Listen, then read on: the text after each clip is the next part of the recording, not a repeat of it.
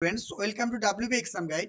Upper primary প্রস্তুতি যারা নিতে চাইছো, তো তোমাদের জন্য সমাজবিজ্ঞান বা যেটা সোশ্যাল স্টাডিজ বলে, সেখানে কিন্তু ইতিহাস চ্যাপ্টারটা খুবই গুরুত্বপূর্ণ। কারণ আমরা জানি সমাজবিজ্ঞান থেকে টোটাল 60 নম্বর পরীক্ষা থাকে, ইতিহাস, ভূগোল এবং পরিবেশ। তো তার মধ্যে ইতিহাসের চ্যাপ্টারটা আমাদেরকে ভালো করে পড়তে হবে। তো আজকে আমরা যেটা পড়বো সেটা তোমরা দেখতে পাচ্ছ। আজকে আমরা পড়বো সিন্ধু সভ্যতা। এর আগের ক্লাসে আমি তোমাদেরকে পড়িয়েছিলাম যে আমাদের যে প্রাক ঐতিহাসিক যে যুগটা ছিল, অর্থাৎ যেটা প্রস্তর যুগ ছিল বা যেটাকে আমরা বলি স্টোন এজ, সেই এজগুলো আমরা ভালো করে পড়েছিলাম এবং সেখান থেকে কি ধরনের প্রশ্ন আসবে সেগুলোও কিন্তু আমি তোমাদেরকে বুঝিয়ে দিয়েছিলাম। তো আজকে আমরা যেটা পড়বো সেটা হচ্ছে সিন্ধু সভ্যতা, মেহেরগড় সভ্যতা, মহেঞ্জোদড়ো সভ্যতা আর মিশরীয় সভ্যতা। ঠিক আছে, এই প্রত্যেকটা সভ্যতার সম্পর্কে আমাদেরকে ভালো করে জানতে হবে, কারণ এগুলো থেকে কিন্তু পরীক্ষা প্রশ্ন আসবে।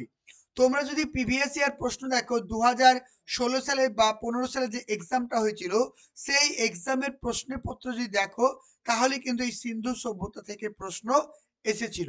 ঠিক আছে, তো আজকের ক্লাসের পর তোমরা এই চ্যাপ্টার থেকে সমস্ত কিছু আনসার তোমরা ইজিলি করতে পারবে। যারা অবশ্যই চ্যানেলে নতুন, অবশ্যই চ্যানেলটিকে সাবস্ক্রাইব করে রাখো আর পাশে থাকা বেল আইকন অবশ্যই ক্লিক করো। আর যারা কিন্তু 2025-এর জন্য সিরিয়াসলি ক্লাসগুলো করতে চাইছো, আমাদের এখন বর্তমানে 3টে কোর্স চালু আছে। এক নম্বর হচ্ছে কি, দেখো আমাদের যে কোর্সগুলো এখন বর্তমানে চালু আছে তোমাদেরকে বলে দিই। নাম্বার 1, আমাদের বর্তমানে যে কোর্সগুলো এখন বর্তমানে চালু আছে সেই কোর্সগুলো সম্পর্কে তোমাদেরকে একটু বলে দিচ্ছি। দেখো, প্রথমত যেটা চালু আছে সেটা হচ্ছে কি, প্রাইমারি। ঠিক আছে, প্রাইমারি ব্যাচ চালু আছে। প্রাইমারি ব্যাচ চালু আছে, যেটার ফিজ হচ্ছে টোটাল, যেটার ফিজ রয়েছে এখন 500 টাকা। এটা 500 টাকা ফিজ রয়েছে, একদম এক্সাম পর্যন্ত ভ্যালিডিটি। ঠিক আছে, এক্সাম পর্যন্ত ভ্যালিডিটি থাকছে। ফিজ রয়েছে 500 টাকা প্রাইমারি টেটের জন্য। 2 নাম্বার যেটা রয়েছে সেটা হচ্ছে কি আপার প্রাইমারি। ওকে, আপারের জন্য রয়েছে, আপারের জন্য টোটাল তোমাদের কোর্স ফি রয়েছে 1000 টাকা, যেটা কিন্তু তুমি 4 বারে পেমেন্ট করতে পারবে, মানে 250 করে 4 বারে পেমেন্ট করবে। আর 3 নাম্বার যে কোর্সটা এখন বর্তমানে চালু আছে সেটা ইন্টারভিউ, প্রাইমারি ইন্টারভিউ। সেটাও কিন্তু এক্সাম পর্যন্তই। এটা টোটাল কোর্স ফি রয়েছে তোমার 500 টাকা। ঠিক আছে, আর যেটা চালু আছে মক টেস্ট তোমরা নিতে পারো, শুধুমাত্র মক টেস্ট। মক টেস্টের জন্য পেমেন্ট করতে হবে 100 টাকা। আর 5 নাম্বার যেটা চালু আছে সেটা হচ্ছে নোটস। ঠিক আছে, নোটসের জন্য পেমেন্ট করতে হবে তোমাদের 250 টাকা। এই হচ্ছে আমাদের কোর্সের ডিটেলস। তো তোমরা যারা কিন্তু সিরিয়াসলি পড়াশোনা করতে চাইছো, সামনে ইলেকশন আছে, ভোটের আগে কিন্তু তোমাদের জন্য একটা শিক্ষক হওয়ার স্বপ্ন পূরণ হতে চলেছে। যারা এই অ্যাডমিশন নিতে চলেছো, এইখানে যে স্ক্রিনে যে নাম্বারটি দেখতে পাচ্ছ 9647300217, এই নাম্বারটিতে আমাকে হোয়াটসঅ্যাপে SMS করো।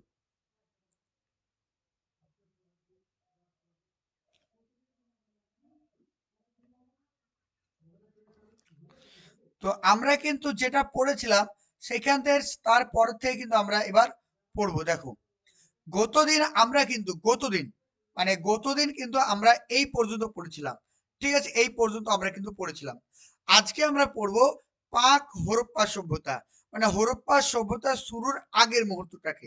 তাহলে হরপ্পা সভ্যতা বা সিন্ধু সভ্যতা শুরুর আগের মুহূর্তটাকে কি বলছে? পাক হরপ্পা সভ্যতা। বোঝা গেল? ক্লিয়ার? তাহলে যে পয়েন্টগুলো আমি তোমাদেরকে একটু বলে দেবো, সেই পয়েন্টগুলো একটু মাথায় রাখো, তাহলে কিন্তু আমাদের আপার প্রাইমারির জন্য হয়ে যাবে। একবার রিডিং পড়বো, তারপর যেগুলো আমি বলে দেবো সেগুলো যারা কিন্তু ইউটিউব থেকে ক্লাস করছে তারা লিখে নেবে, আর যারা আমাদের ব্যাচ কোর্সের স্টুডেন্ট তারা তো PDF পেয়ে যাবে। দেখো, বলছে হরপ্পা মহেঞ্জোদড়ো উন্নত নগর সভ্যতা, ভেরি ভেরি ইম্পর্টেন্ট। এইখান থেকে একটা পরীক্ষার জন্য প্রশ্ন পেয়ে গেলাম। পরীক্ষা প্রশ্ন আসবে যে হরপ্পা সভ্যতা কোন ধরনের সভ্যতা। তাহলে হরপ্পা সভ্যতা হচ্ছে উন্নত নগর কেন্দ্রিক সভ্যতা, মনে থাকবে। যদি পরীক্ষা প্রশ্ন আসে মহেঞ্জোদারো সভ্যতা কি ধরনের সভ্যতা, সেটাও আনসার হবে তোমাদের উন্নত নগর কেন্দ্রিক সভ্যতা। ক্লিয়ার? আবার বলছে কোনো আকস্মিক ঘটনা নয়, মেহেরগড় ও সন্নিহিত অঞ্চলে মানব সভ্যতা যে বিকাশ ঘটেছিল হরপ্পা সভ্যতা তার একটি পরিপূর্ণ রূপ। এত কিছু জানার দরকার নেই, বেসিক্যালি তোমাদেরকে যেটা জানতে হবে যে হরপ্পা এবং মহেঞ্জোদারো সভ্যতা হচ্ছে এক ধরনের নগর কেন্দ্রিক সভ্যতা। তারপরে বোলান গিরিপথের কাছে এবং কোয়েটা শহর থেকে 150 কিলোমিটার দূরত্বে কাচ্চি মেহেরগড়ের প্রত্নক্ষেত্র আবিষ্কৃত হয়েছে। 1947 সালে বিশিষ্ট ফরাসি প্রত্নতাত্ত্বিক জ্যা ফ্রাঁসোয়া জোরিজ এর আবিষ্কার করেছেন। এটা ইম্পর্টেন্ট, ঠিক আছে। তাহলে প্রাক হরপ্পা সভ্যতা কে আবিষ্কার করেছেন? পরীক্ষা যদি প্রশ্ন আসে যে প্রাক হরপ্পা সভ্যতা কে আবিষ্কার করছেন, তাহলে আনসার হবে কি জ্যা ফ্রাঁসোয়া জারিজ। কবে আবিষ্কার করেছেন? 1974 সালে, ঠিক আছে, মনে থাকবে। নেক্সট, এবার আমরা চলে আসবো হরপ্পা সভ্যতা বা ইন্ডিয়ান মানে সিভিলাইজেশন, ইন দ্য সিভিলাইজেশন। বলছে যাকে সময়কাল, সময়কাল মানে ডিউরেশন। তাহলে হরপ্পা সভ্যতার সময়কাল কি ছিল? সময়কাল ছিল 2600 খ্রিস্টপূর্বাব্দ থেকে 1750 খ্রিস্টপূর্বাব্দ। এগুলো কিন্তু সবই কিন্তু যীশু খ্রিস্টের জন্মের আগের মুহূর্ত, বোঝা গেল। তাহলে সময়কালটা কি? সময়কাল হচ্ছে 2600 খ্রিস্টপূর্বাব্দ থেকে 1750 খ্রিস্টপূর্বাব্দ। আর এটা ছিল দক্ষিণ এশিয়ার প্রথম নগর সভ্যতা। Very important, very very important এটা। তাহলে যদি পরীক্ষা প্রশ্ন আসে যে হরপ্পা সভ্যতা কিরকম সভ্যতা ছিল, সেটা হবে নগর কেন্দ্রিক বা নগর সভ্যতা, মনে থাকবে। ক্লিয়ার? নেক্সট দেখো, এটি ব্রোঞ্জ যুগের সভ্যতা। এর আগের ক্লাসে বলেছিলাম যে হরপ্পা সভ্যতায় কি বলা হয়? হরপ্পা সভ্যতাকে বলা হয় ব্রোঞ্জ যুগের সভ্যতা। যদি ব্রোঞ্জ অপশনে না থাকে সেক্ষেত্রে আমরা কিন্তু তামার করব, মনে থাকবে। তো 1921 খ্রিস্টাব্দে দয়ারাম সাহানি, নামটা মাথায় রেখো। 1921 খ্রিস্টাব্দে দয়ামান সাহানি পাঞ্জাবের মন্টগোমারি জেলায় ইরাবতী নদী বা রাভি নদীর তীরে এই হরপ্পা সভ্যতা আবিষ্কার করেছেন। ভেরি ইম্পর্টেন্ট পয়েন্ট, তোমাদেরকে মাথায় রাখতে হবে। তাহলে হরপ্পা সভ্যতা কোন নদীর তীরে আবিষ্কার হয়েছিল? তাহলে যদি পরীক্ষা প্রশ্ন আসে যে হরপ্পা সভ্যতা কোন নদীর তীরে আবিষ্কার হয়েছিল, সেটা আনসার হবে রাভি নদী বা ইরাবতী নদী, মনে থাকবে। আর হরপ্পা সভ্যতা কবে আবিষ্কার হয়েছিল?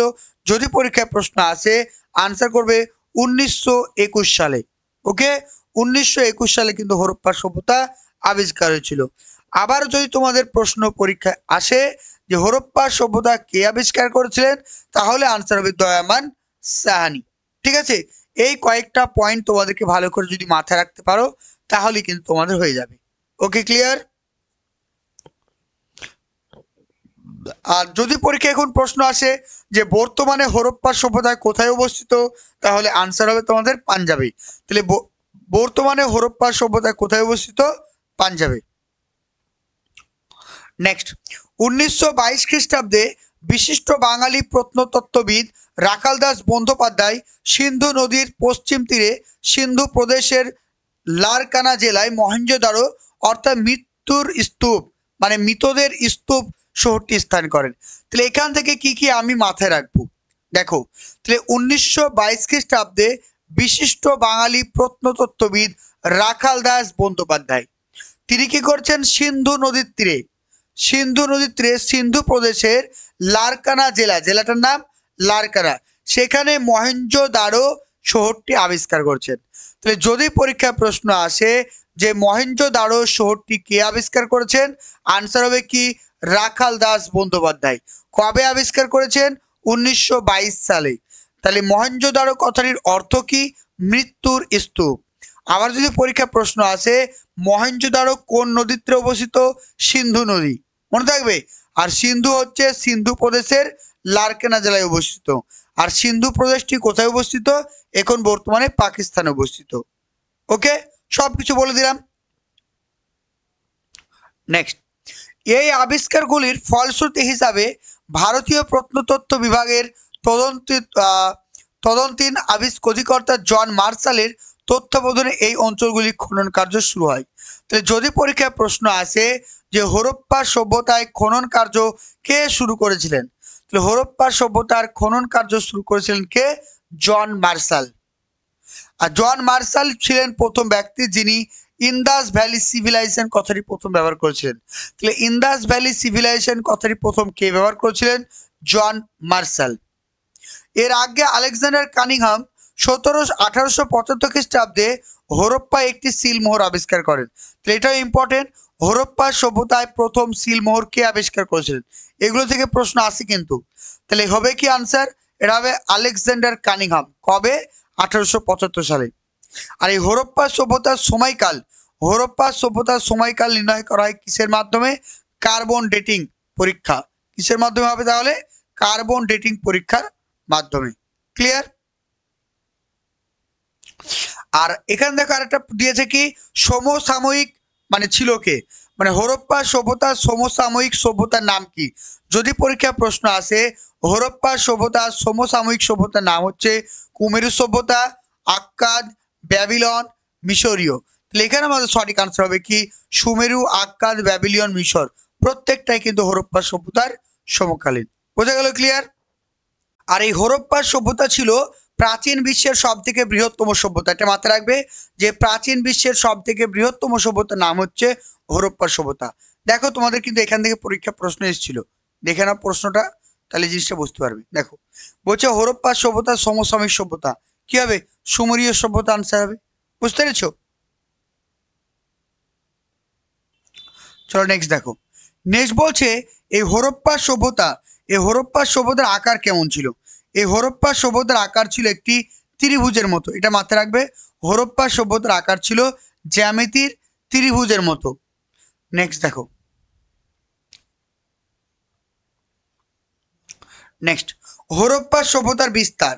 এবার আমরা যদি দেখি ভালো করে তাহলে জানতে পারবো হরপ্পা সভ্যতার বিস্তার নিয়ে। তোমরা যারা শিক্ষক হওয়ার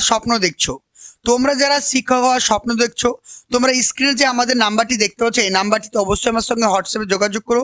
এখানে আমাদের যে কোর্সগুলো ফেসিলিটি তোমরা পাবে, এখানে তোমরা পেয়ে যাচ্ছ primary, upper primary, mock test, notes, interview, সমস্ত কোর্সের ফেসিলিটি তোমরা পেয়ে যাচ্ছ। একদম তোমাদের রেঞ্জের মধ্যে ফিজ রাখা হয়েছে। একদম প্রত্যেকটা কোর্সের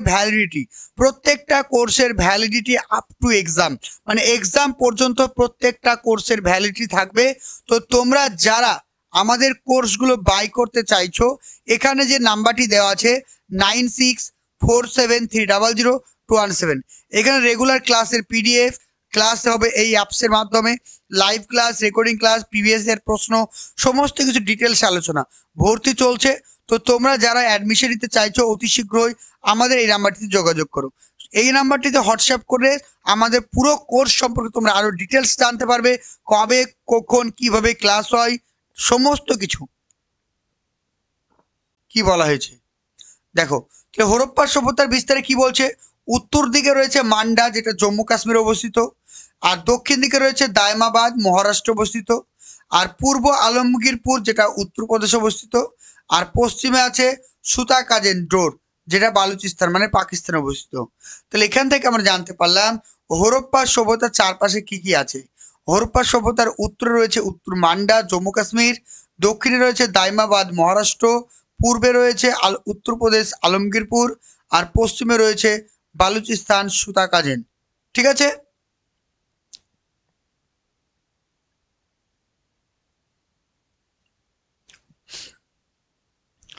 আর যে পয়েন্টগুলো তোমাদেরকে মনে রাখতে হবে সেগুলো আমি পড়াবো। বলছে ভারতে অবস্থিত উল্লেখযোগ্য কয়েকটা হরপ্পা সভ্যতার শহরের নাম, ইম্পর্টেন্ট, এইগুলো ইম্পর্টেন্ট। তাহলে ভারতে অবস্থিত কয়েকটি উল্লেখযোগ্য হরপ্পা সভ্যতার নাম, একটা হচ্ছে কালীবাঙ্গান, যেটা রয়েছে রাজস্থান। ঠিক আছে? তাহলে কালীবাঙ্গান কোথায় অবস্থিত? কালীবাঙ্গান হচ্ছে রাজস্থানে অবস্থিত, মাথায় থাকবে। তাহলে কালীবাঙ্গান হচ্ছে রাজস্থানে অবস্থিত। এটা কোন নদীর তীরে গড়ে উঠেছে? কালীবঙ্গান হচ্ছে ঘরঘোরা। এটা কিন্তু একটু মাথায় রেখো বা লিখে রাখো, কালীবঙ্গান হচ্ছে ঘরঘোরা। ঠিক আছে? কালীবঙ্গান হচ্ছে ঘরঘোরা নদীর তীরে অবস্থিত, যেটা কিন্তু রাজস্থানে রয়েছে। বোঝা গেল? তাহলে কালীবঙ্গান ঘরঘোরা নদীর তীরে অবস্থিত, যেটা কিনা রাজস্থানে রয়েছে। তারপরে চলে আসি লোথাল। লোথাল কোথায় অবস্থিত বলো? লোথাল হচ্ছে, আমরা জানি যে লোথাল হচ্ছে, ওকে, লোথাল কিন্তু গুজরাটে অবস্থিত। কোথায়?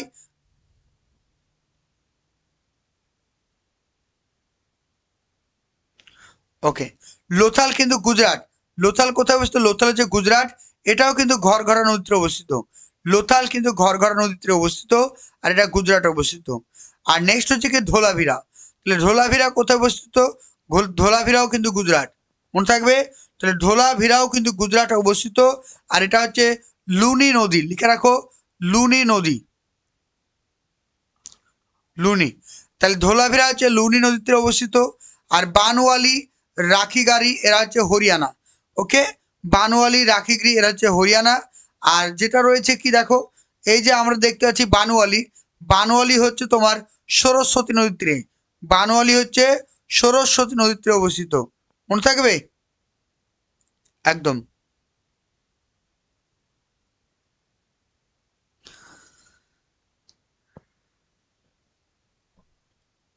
নেক্সট দেখো, নেক্সট বলছে পাকিস্তানে অবস্থিত উল্লেখযোগ্য হরপ্পা সভ্যতার শহর হরপ্পা, মহেঞ্জোদারো, চানহুদারো। তাহলে কি বলছে, পাকিস্তানে অবস্থিত উল্লেখযোগ্য হরপ্পা সভ্যতার শহর, পাকিস্তানে অবস্থিত উল্লেখযোগ্য হরপ্পা সভ্যতার শহরটির নাম হচ্ছে হরপ্পা সভ্যতা, মহেঞ্জোদারো সভ্যতা আর চানহুদারো।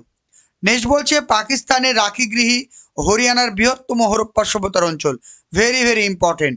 তাহলে হরপ্পা সভ্যতার সব থেকে বৃহত্তম অঞ্চলের নাম কি? যদি পরীক্ষায় প্রশ্ন আসে হরপ্পা সভ্যতার সব থেকে বৃহত্তম শহরের নাম হচ্ছে কি রাখিগৃহী। তাহলে রাখিগৃহী কোথায় অবস্থিত?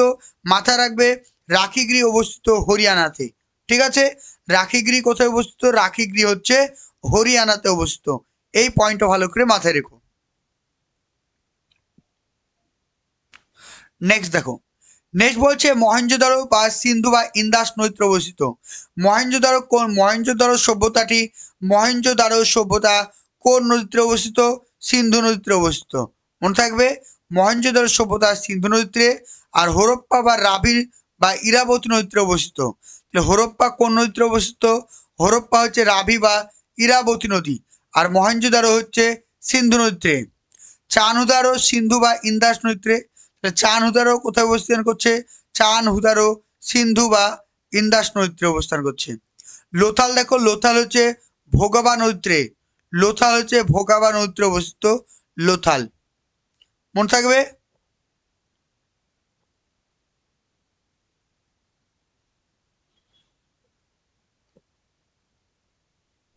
নেক্সট, কালীবঙ্গান, বানোয়ালি, ঘাগর নদীতে অবস্থিত।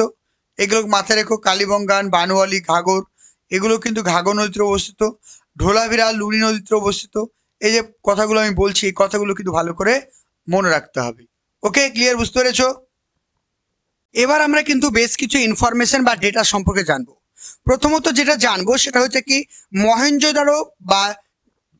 মহেঞ্জোদারো বা সিন্ধু বা ইন্দাস নদীতে অবস্থিত। ভেরি ইম্পর্টেন্ট, ঠিক আছে, খুব ইম্পর্টেন্ট পয়েন্ট যে মহেঞ্জোদারো কোন নদীতে অবস্থিত, সেটা হবে সিন্ধু বা ইন্দাস নদীতে অবস্থিত।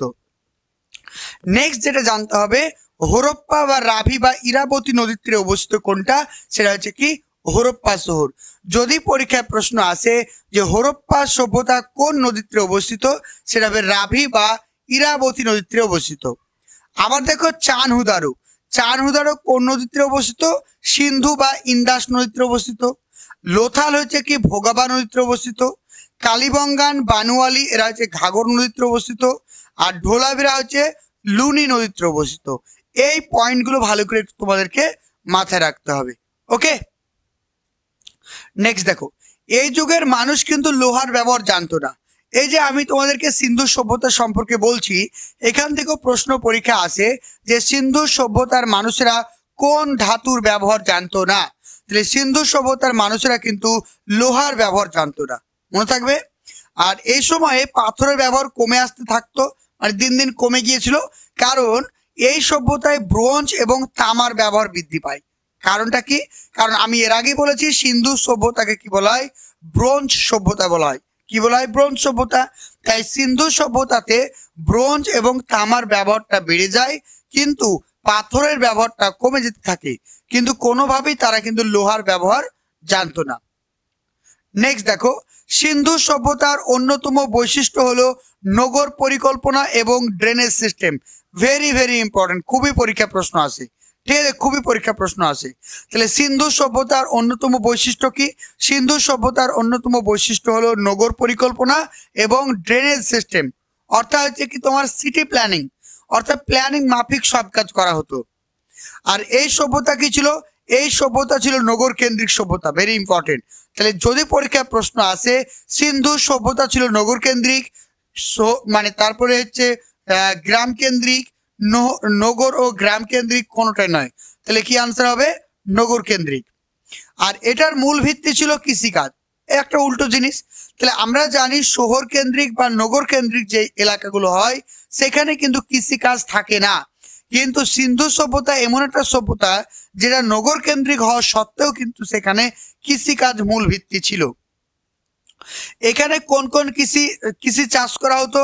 গম, যব, বার্লি, ধান, ফলমূল, তিল, মটর, রাই, খেজুর, বাদাম, দুধ, মুরগি, পশুর মাংস, মাছ, এই সমস্ত খাবারের ব্যবহার করা হতো। আর গৃহপালিত পশু কি কি ছিল? গৃহপালিত পশু ছিল গরু, মহিষ, ভেড়া, হাতি, শূকর, ছাগল। কিন্তু তারা ঘোড়া ও লোহার ব্যবহার জানতো না। যদি পরীক্ষা প্রশ্ন আসে সিন্ধু সভ্যতার মানুষেরা কোন প্রাণীর ব্যবহার জানা ছিল না, কোন প্রাণীর ব্যবহার জানা ছিল না, সেটা আনসার হবে কি? ঘোড়া। মনে থাকবে। তাহলে সিন্ধু সভ্যতার মানুষের কোন প্রাণীর ব্যবহার জানা ছিল না, সেটা আনসার হবে ঘোড়া। নেক্সট দেখো, তখনও মুদ্রার প্রচলন হয়নি। তাহলে সিন্ধু সভ্যতায় কিন্তু মুদ্রা ছিল না। একটা জিনিস ভালো করে মাথায় রাখো, বর্তমানে আমি যদি কোনো কিছু কিনতে যাই বা ক্রয় করতে চাই তাহলে কি প্রয়োজন? আমার মুদ্রা প্রয়োজন। কিন্তু সিন্ধু সভ্যতায় কিন্তু কোনো রকম মুদ্রা ছিল না। তাহলে তারা কিভাবে লেনদেন করতো? সাপোজ ধরো আমার কি ছিল? আমার ছিল জব আর তোমার ছিল গম। আমি তোমাকে বললাম আমি তোমাকে 1 কিলো জব দেব, তুমি আমাকে 1 কিলো গম দাও। আমি তোমাকে একটা ছাগল দিব, তুমি আমাকে একটা ভেড়া দাও। মানে কি? লেনদেন, বিনিময় প্রথা। একটার সঙ্গে আর একটা দিব। বোঝা গেল? একটার সঙ্গে আর একটা দিয়ে কিন্তু তারা ব্যবসা বাণিজ্য চালাতো। আর তারা কাদের সঙ্গে ব্যবসা করতো? তারা ব্যবসা করতো ক্রিট, সুমেরু, মেসোপটেমিয়া এদের সঙ্গে কিন্তু জলপথে ব্যবসা করতো এবং স্থলপথে ব্যবসা করতো। তারা জলপথ এবং স্থলপথ দুটোতেই কিন্তু তারা ব্যবসা করতো। আর একটা পয়েন্ট ইম্পর্টেন্ট, সেটা হচ্ছে লোথাল। লোথাল ছিল বিশ্বের প্রাচীনতম বন্দর। পরীক্ষা আছে। লোথাল কি জন্য বিখ্যাত? লোথাল হচ্ছে একটা বন্দর বা একটা অ্যাঙ্কর বলা যেতে পারে। যে লোথাল কি? লোথাল হচ্ছে এক ধরনের সামুদ্রিক বন্দর। মনে থাকবে, যেখানে বিভিন্ন বড় বড় জাহাজগুলো লাগতো। তাহলে লোথাল কোথায় অবস্থিত? লোথাল হচ্ছে গুজরাটে অবস্থিত। মনে থাকবে? ক্লিয়ার? হরপ্পা সভ্যতার মানুষরা প্রথম চাষ শুরু করেছে তুলা। হরপ্পা সভ্যতার মানুষরা প্রথম কোন চাষ শুরু করেছিল? হরপ্পা সভ্যতার মানুষরা প্রথম তুলার চাষ শুরু করেছিল। মনে থাকবে? হরপ্পা সভ্যতার মানুষরা প্রথম তুলার চাষ শুরু করেছিল।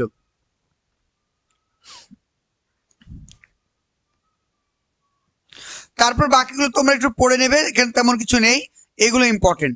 দেখো, বলছে সিন্ধু সভ্যতায় প্রাপ্ত লিপি, ভেরি ভেরি ইম্পর্টেন্ট। সিন্ধু সভ্যতার যে লিপি ছিল সেই লিপিটা এখনো পাঠ উদ্ধার করা যায়নি। পাঠ উদ্ধার মানে কি? পাঠ পড়ারও ক্যাপাবিলিটি কারো হয়নি। সিন্ধু সভ্যতায় যে হিজিবিজি এরকম হিজিবিজি লিপি হয়, এসব লিপি হয়, সেগুলো এখনো পর্যন্ত কেউ পাঠ করতে পারেনি বা পড়তে পারেনি।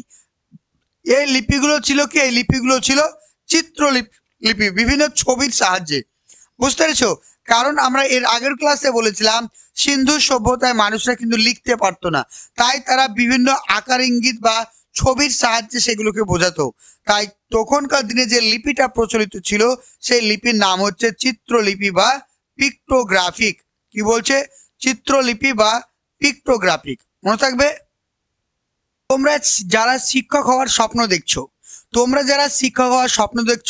তোমরা স্ক্রিনে যে আমাদের নাম্বারটি দেখতে পাচ্ছ, এই নাম্বারটিতে অবশ্যই আমার সঙ্গে হোয়াটসঅ্যাপে যোগাযোগ করো।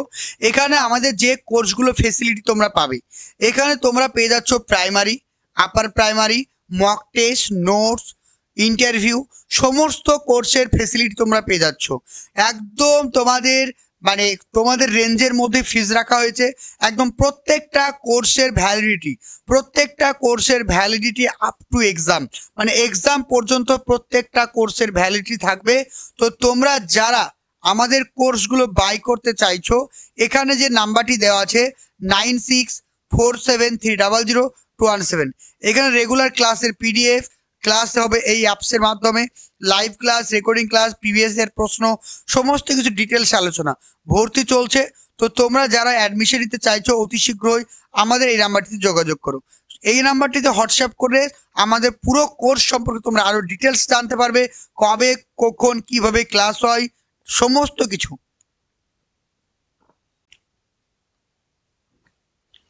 নেক্সট দেখো, এই লিপি ডান দিক থেকে বাম দিকে পড়া হতো। দেখো আমি কিন্তু পড়ছি কোন দিক থেকে, আমি পড়ছি তোমাদের দেখো এই দিক থেকে এইদিকে, মানে বাম দিক থেকে ডান দিকে পড়ছি, আমি তোমাদের বাম দিক থেকে ডান দিকে পড়ছি। কিন্তু এখানে কি করা হয়েছে, এখানে মানে এইদিকে পড়ছে, মানে তোমার ডান দিক থেকে বাম দিকে, বুঝতে পেরেছো? এই ডান দিক থেকে বাম দিকে এই পড়াটাকে কি বলা হতো, বস্ট্রোফেডন। কি বলা হতো, বস্ট্রোফেডন। এই লিপি ডান দিক থেকে বাম দিকে পড়া হতো, তাই এটাকে কি বলা হয়, বস্ট্রোফেডন। মনে থাকবে, ক্লিয়ার? আর আরেকটা জিনিস ভালো করে মাথায় রাখো, আমরা এর আগের ক্লাসে যখন পড়েছিলাম প্রাক ঐতিহাসিক যুগ, সেখানে কিন্তু মাটির বাড়ি ছিল, মানে মাটির ইটের বাড়ি ছিল, মাটির ইটের বাড়ি ছিল, কিন্তু তখন কিন্তু পোড়া ইটের বাড়ি ছিল না। কিন্তু সিন্ধু সভ্যতায় তুমি যদি চলে আসো, তাহলে সিন্ধু সভ্যতায় তুমি পোড়া ইটের অনেকগুলো বাড়ি দেখতে পাবে, সেখানে একতলা, দোতলা, তিনতলা বাড়ি তুমি দেখতে পাবে। ওকে, আরেকটা দেখো বলছে ইম্পর্টেন্ট পয়েন্ট, এখানে ম্যানহোল ছিল। ম্যানহোল মানে কি, এই যে আমাদের যে শহর রয়েছে, কলকাতা হোক, বহরমপুর হোক, যে যে বড় বড় শহরগুলো রয়েছে, বুঝতে পেরেছো? ম্যানহোল মানে যেখান দিয়ে তোমার মানে ম্যানহোল মানে হচ্ছে নিচের একটা জল নিকাশি পথ, যার মধ্যে দিয়ে কিন্তু শহরের যে নোংরা জলগুলো মানে বাইরে বের হয়ে যায়, সেটা ম্যানহোল বলে। তাহলে ম্যানহোলের ব্যবস্থা কিন্তু তখনকার দিনে ছিল, এটা কিন্তু ভেরি ইম্পর্টেন্ট। আর একটা ইম্পর্টেন্ট পরীক্ষা আসছে যে পয়ং প্রণালী, যেটা ম্যানহোল ব্যবস্থা সেটাই পয়ং প্রণালী। পয়ং প্রণালীটা কি, এর মধ্যে দিয়ে কি করা হতো, নোংরা যে জলগুলো সেগুলো কিন্তু শহরের বাইরে পাঠানো হতো। এই যে পয়েন্টগুলো বলছে, এই পয়েন্টগুলো থেকে কিন্তু প্রশ্ন পরীক্ষা আসে, ঠিক আছে? আর এখানে যে সমাজ ব্যবস্থাটা ছিল, সেই সমাজ ব্যবস্থা ছিল শ্রেণী বিভক্ত, তাহলে বিভিন্ন শ্রেণী বা বিভিন্ন গোষ্ঠীতে কিন্তু ভাগ ছিল, বুঝতে পেরেছো? তাহলে বিভিন্ন শ্রেণীতে কিন্তু বিভক্ত ছিল বা বিভিন্ন শ্রেণীতে ভাগ ছিল। এই জিনিসগুলো তোমাদেরকে ভালো করে মাথায় রাখতে হবে। আর শহরের ঘর বাড়ি অন্যান্য উপকরণ দেখে মনে হয় যে সমাজের শাসক সম্প্রদায় ধনী, ব্যবসায়ী, দরিদ্র, শ্রমিক, কারিগরদের বাস করত। আর দুর্গ অঞ্চল ছিল শাসকদের বাসগৃহ, তাহলে শাসকরা কোথায় বাস করতো, বিভিন্ন দুর্গতে। আর সমাজের প্রভাবশালী কারা ছিল, সমাজের সব থেকে প্রভাবশালী ছিল ধনী পুরোহিতরা। তাহলে সমাজের সব থেকে প্রভাবশালী কারা, মানে সিন্ধু সভ্যতায় সব থেকে সমাজের প্রভাবশালী কারা ছিল, সিন্ধু সভ্যতায় সমাজের সব থেকে প্রভাবশালী ছিল ধনী পুরোহিত গোষ্ঠী। মনে থাকবে, তাহলে ধনী পুরোহিত গোষ্ঠী ছিল সিন্ধু সভ্যতার সব থেকে প্রভাবশালী। তারা কিন্তু প্রকৃতির পূজা করত, তারা প্রকৃতির পূজা করত, এটাও মাথায় রাখবে। কার কার পূজা করত, বৃক্ষ মানে গাছের, আগুনের, জল, সাপ, বিভিন্ন জীবজন্তু, লিঙ্গজনী পূজা করত, ঠিক আছে? তারপর নেক্সট দেখো, একটি শিলে বাঘ, হাতি, গন্ডার, মোষ, হরিণ এই 5টি পশু ছিল। আর এটাকে কি বলা হয়, ধ্যানমগ্ন এক যোগী মূর্তি। তাহলে যদি পরীক্ষায় প্রশ্ন আসে সিন্ধু সভ্যতায় যে যোগী মূর্তির কথা বলা হয়েছে, সেখানে কোন কোন প্রাণীর ছবি পাওয়া গেছে, সেখানে কোন কোন প্রাণী, বাঘ, হাতি, গন্ডার, মোষ, হরিণ, এই 5টি প্রাণীর কিন্তু বা 5টি পশুর মানে মুখ ছিল, মনে থাকবে। আর এই মূর্তিটির মাথায় কিন্তু 2টি শিং ছিল, যে মূর্তিটির কথা আমি তোমাদেরকে বললাম সেই মূর্তিটির মাথায় 2টি শিং ছিল। আর অনেকেই বলেন এই মূর্তিটা ছিল শিব মূর্তি, অনেকেই বলেন যে এই মূর্তিটা হচ্ছে শিব মূর্তি। ওকে, আর অধ্যাপক ব্যাসম, এটা মাথায় রাখো, অধ্যাপক ব্যাসম এটিকে আদি শিব বলে অভিহিত করেছেন, অধ্যাপক ব্যাসম এটিকে আদি শিব বলে অভিহিত করেছেন। এই পয়েন্টটাও কিন্তু তোমাদেরকে ভালো করে মনে রাখতে হবে। আর আরেকটা জিনিস মাথায় রাখতে হবে, এই হরপ্পার সভ্যতায় কিন্তু মন্দির ছিল না, হরপ্পার সভ্যতায় কিন্তু মন্দির কিন্তু তাদের ছিল না, এটা কিন্তু মাথায় রাখবে, ঠিক আছে? এদের কিন্তু কোনো রকম মন্দির ছিল না। মহেঞ্জোদারো, হরপ্পা উভয় শহরে উত্তর পূর্ব কোন দুর্গাপুর শস্যাগারের কাছাকাছি স্থানগুলো ছিল, এগুলো একটু গল্প পড়ে নেবে তোমরা, অতটা ইম্পর্টেন্ট নেই, পিডিএফ দেখে। নেক্সট দেখো, নেক্সট বলছে মৃতদেহ সমাধিস্থ করা হতো, ইম্পর্টেন্ট পয়েন্ট। তাহলে হরপ্পা সভ্যতা বা সিন্ধু সভ্যতায় মৃতদেহকে কি করা হতো, আগুনে পোড়ানো হতো না, সেগুলোকে কি করা হতো, সেগুলোকে সমাধি দেওয়া হতো, মানে সমাধি মানে কবর দেওয়া হতো, বুঝতে পেরেছো? আর সেই সঙ্গে মৃত ব্যক্তির যে সমস্ত জিনিসপত্র অলংকার ছিল সেইগুলো তাদেরকে কবর দেওয়া হতো।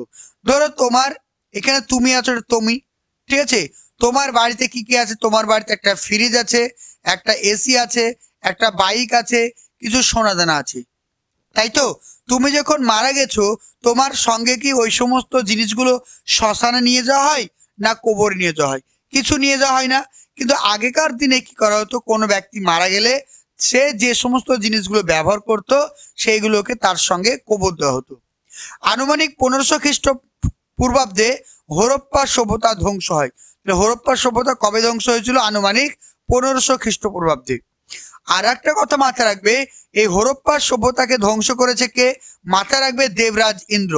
তাহলে দেবরাজ ইন্দ্র এই হরপ্পা সভ্যতাকে ধ্বংস করে ঋগ্বেদে। তাই দেবরাজ ইন্দ্রকে কি বলা হতো? দুর্গ ধ্বংসকারী বলা হতো বা পুরন্দর বলা হতো। মাথায় থাকবে। তাহলে হরপ্পা সভ্যতাকে ধ্বংস করেছে কে? দেবরাজ ইন্দ্র। আর ঋগ্বেদ মতে দেবরাজ ইন্দ্রকে কি বলা হতো? দুর্গ ধ্বংসকারী বা পুরন্দর। আর একটা পয়েন্ট মাথায় রাখবে, লাপিস লাজুলি। লাপিস লাজুলি কি? লাপিস লাজুলি হচ্ছে এক ধরনের মূল্যবান পাথর যেটা আফগানিস্তানে পাওয়া যায়। ওকে, লাপিস লাজুলি খনি অঞ্চল ছিল হরপ্পার আদিবাসীদের অন্যতম বাণিজ্যিক কেন্দ্র। ঠিক আছে, তাহলে হরপ্পা সভ্যতার অন্যতম বাণিজ্যিক কেন্দ্র কি ছিল? Lapis lazuli. আর এখান থেকে কি পাওয়া যেত? এখান থেকে প্রচুর মানে অমূল্য রত্ন পাওয়া যেত, বিভিন্ন ধরনের দামি দামি পাথর পাওয়া যেত। চলো এবার বেশ কিছু আমরা ইম্পর্টেন্ট পয়েন্ট জানবো। দেখো কি বলা হয়েছে এখানে। যেটা আমরা দেখবো যে মহেঞ্জোদারো সভ্যতা। মহেঞ্জোদারোতে কি রয়েছে? এটা 40 ফুট উঁচু একটি বিশাল আয়তন, টিভির মতো দেখতে ছিল। আর এটার চারপাশে একটা বাঁধানো স্নানাগার ছিল, মানে একটা স্নানগার, মানে যেখানে স্নান করা হয় সেরকম একটা ছিল। এর চারিদিকে 8 ফুট উঁচু করে দেওয়াল ছিল, 39 ফুট লম্বা এবং 23 ফুট চওড়া, 8 ফুট গভীর। এর কেন্দ্রস্থলে একটি জলাশয় ছিল, যে জলাশয়টা 39 ফুট লম্বা, 23 ফুট চওড়া এবং 8 ফুট গভীর ছিল। আর এই যে বাঁধানো স্নানাগার ছিল সেটা ছিল দৈর্ঘ্য ছিল 180 ফুট, প্রস্থ ছিল 108 ফুট। মাথায় থাকবে। আর সেখানে জল নিকাশি ব্যবস্থা ছিল, পরিষ্কার জল ছিল। আর ঋতুভেদে কিন্তু জল গরম বা ঠান্ডা করারও ব্যবস্থা ছিল। আর এর পাশে ছিল একটা কেন্দ্রীয় শস্যাগার। তাহলে পরীক্ষা যদি প্রশ্ন আসে যে হরপ্পা সভ্যতায় কেন্দ্রীয় শস্যাগারটি কোথায় ছিল, সেটা আনসার হবে তোমাদের বাঁধানো স্নানাগারের পাশে। বুঝতে পেরেছো? ক্লিয়ার?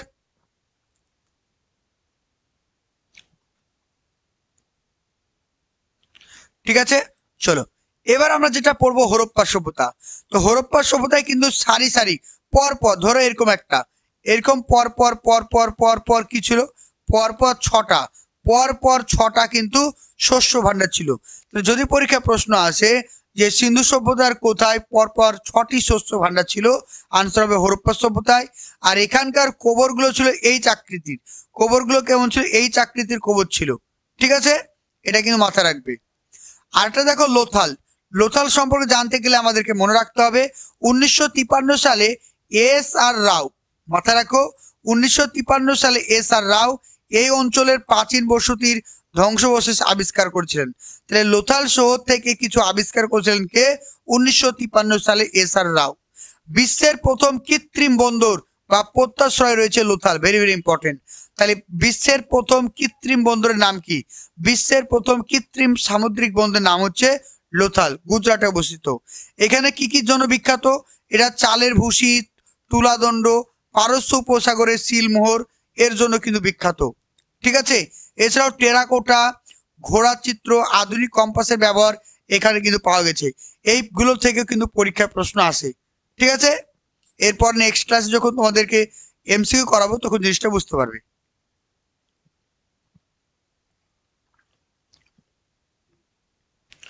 ওকে, চলো ধোলাভিরা সম্পর্কে।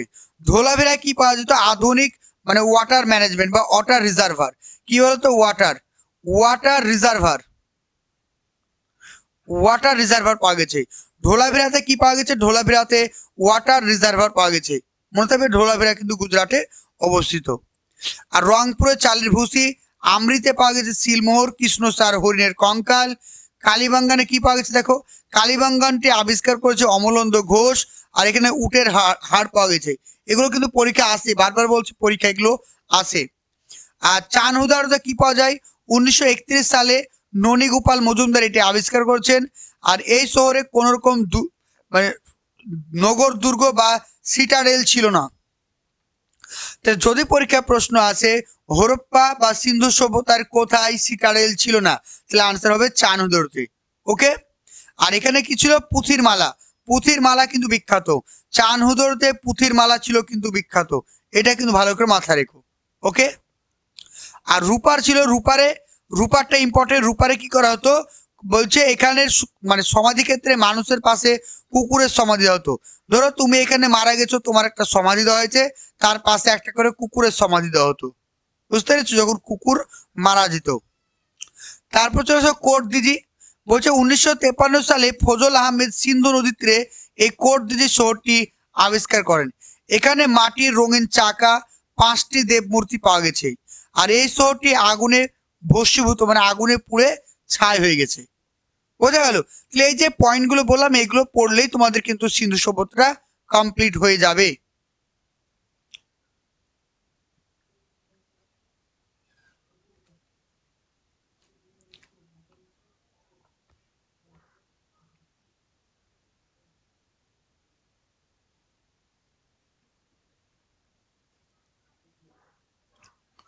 দেখো এখানে আমি বেশ কিছু উল্লেখ করে দিয়েছি, এগুলো একটু পড়ে নিও। আমি যেগুলো পড়ালাম সেগুলো আরো এখানে, আমরা তাহলে আজকের টপিক থেকে মেন ইম্পর্টেন্ট যেগুলো পড়লাম সেগুলো এখানে দেওয়া আছে। হরপ্পা সভ্যতা আবিষ্কার করেছে দয়ারাম সাহানি 1921 সালে। জন মার্শাল প্রথম সিন্ধু সভ্যতা কথাটি ব্যবহার করেন। সিন্ধু সভ্যতার প্রথম আবিষ্কৃত স্থানটির নাম হচ্ছে হরপ্পা। হরপ্পা পাঞ্জাবের মন্টুগুরি জেলার রাভি নদীতে অবস্থিত। হরপ্পা প্রথমে পর্যবেক্ষণ করেছিল 1826 সালে ম্যাসন। হরপ্পা কথাটির অর্থ হচ্ছে পশুপতিদের খাদ্য।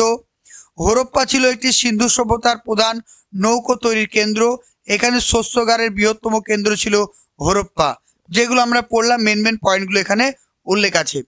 তারপর মহেঞ্জোদারো দেখো, মহেঞ্জোদারো কথাটির অর্থ হচ্ছে মৃত্যুর স্তূপ। সিটাডেল ছিল এখানে। লাহোর বা লারকোনা জেলার সিন্ধু নদীতে অবস্থিত। আবিষ্কার করেছেন রাখাল দাস বন্দ্যোপাধ্যায় 1922 সালে। স্নানাগারটি ছিল যেটা 39 ফুট দৈর্ঘ্য, 23 ফুট প্রস্থ, আর গভীরতা হচ্ছে 8 ফুট। ঠিক আছে, এই পয়েন্টগুলো যেগুলো বললাম, এই পয়েন্টগুলো একটু ভালো করে পড়ো, তাহলে পুরো চ্যাপ্টারটা কমপ্লিট হয়ে গেল।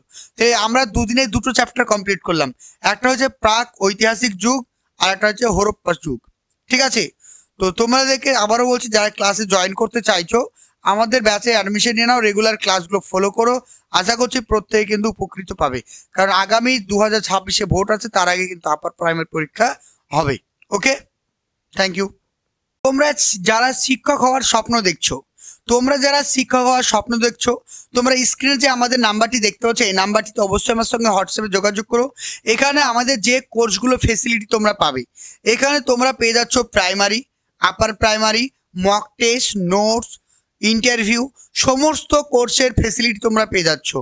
একদম তোমাদের রেঞ্জের মধ্যে ফিজ রাখা হয়েছে। একদম প্রত্যেকটা কোর্সের ভ্যালিডিটি আপ টু এক্সাম, মানে এক্সাম পর্যন্ত প্রত্যেকটা কোর্সের ভ্যালিডিটি থাকবে। তো তোমরা যারা আমাদের কোর্সগুলো বাই করতে চাইছো, এখানে যে নাম্বারটি দেওয়া আছে 9647300217, এখানে রেগুলার ক্লাসের পিডিএফ, ক্লাস হবে এই অ্যাপসের মাধ্যমে, live class, recording class, previous এর প্রশ্ন, সমস্ত কিছু ডিটেলস আলোচনা। ভর্তি চলছে, তো তোমরা যারা অ্যাডমিশন নিতে চাইছো অতি শীঘ্রই আমাদের এই নাম্বারটিতে যোগাযোগ করো। এই নাম্বারটিতে হোয়াটসঅ্যাপ করে আমাদের পুরো কোর্স সম্পর্কে তোমরা আরো ডিটেলস জানতে পারবে, কবে কখন কিভাবে ক্লাস হয়, সমস্ত কিছু।